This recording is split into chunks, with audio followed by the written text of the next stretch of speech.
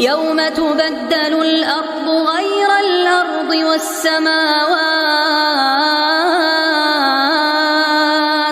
وبرزوا لله الواحد القهار